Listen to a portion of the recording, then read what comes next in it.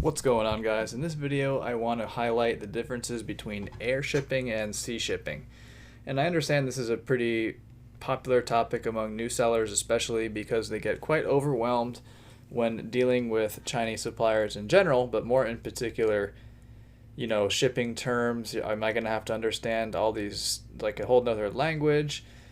All that kind of stuff. And I just want to sort of clear the air in this video and simplify things for you and kind of give you digestible pieces of information that are not overwhelming, that you can so you can confidently go talk to suppliers, request quotes for either air or sea, and feel confident in doing so. So why don't we go ahead and get started?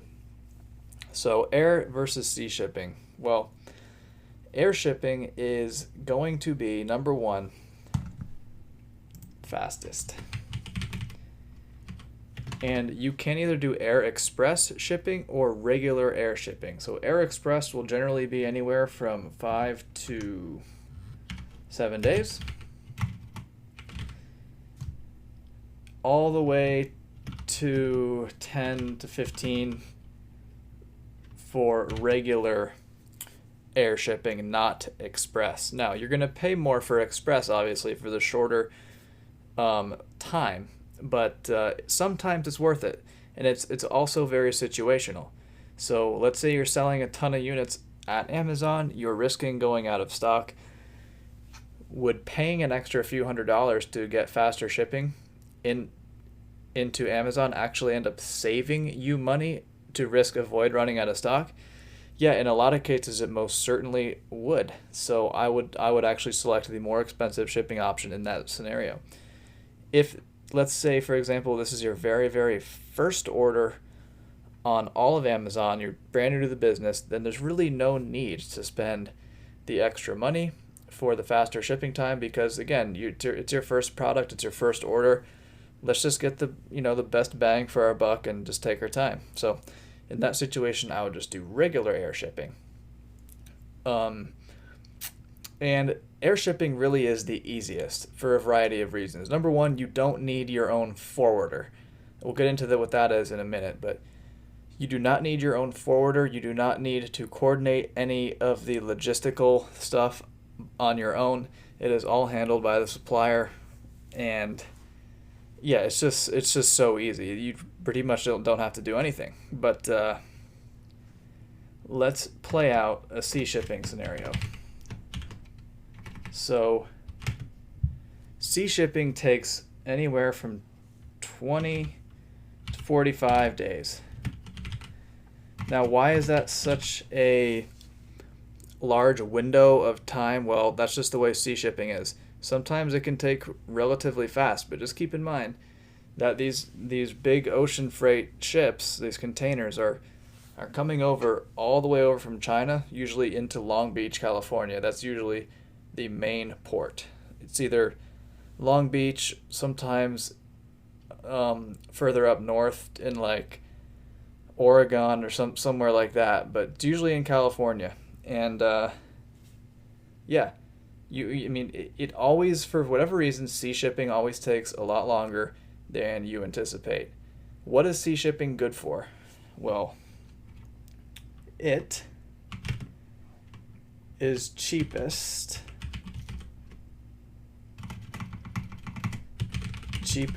shipping if you are doing big volume. So sea shipping is only going to be applicable to you if you're doing large volume, and if you're just starting, obviously you probably are not going to be. And there's also other factors such as the size of your product, the weight of your product, whether the product may be too hazardous to be flown in by air, and a variety of other factors. But yeah, sea shipping is for large bulk, and basically the sort of the progression of this whole thing is you start with Air Express, and you'll be doing Air Express for quite a while probably. I still do a lot of Air Express shipping. And then the progression after Air Express is a combination of Air Express and sea ocean freight, and then possibly just ocean freight. If you're just at massive scale, you're absolutely crushing it, and you're ordering huge amounts of product. This is going to be probably what you and I, okay, are going to realistically be doing for the foreseeable future. A combination of ocean freight plus air express. Now, what do I mean by that? Well, again, air express takes so fast, 5 to 7, maybe 10 to 15 if we're just doing regular air, which is still fast to get into Amazon. Well, chances are, we're going to have product at Amazon in some way, shape, or form for a long time. So the smart thing to do is to actually, like, what's the word I'm looking for, right? Space out or batch out your shipping. So, you get 30% or so of your units to be shipped by Air Express, so you never run out of stock. And then you get the remaining large bulk amount to be shipped on the back end by ocean freight, and which ends up saving you large amounts of money. That's usually the smartest way to go about it. And if before you even get to that point, you're probably just going to be doing Air Express exclusively. And again, that's going to be the easiest way to go. It's going to be pretty cheap, and you're not going to have to worry about anything. So how do you actually, if you want to ship by ocean freight, do it? Well, there's two things you do.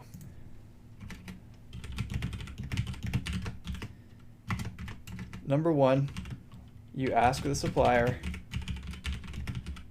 if they have their own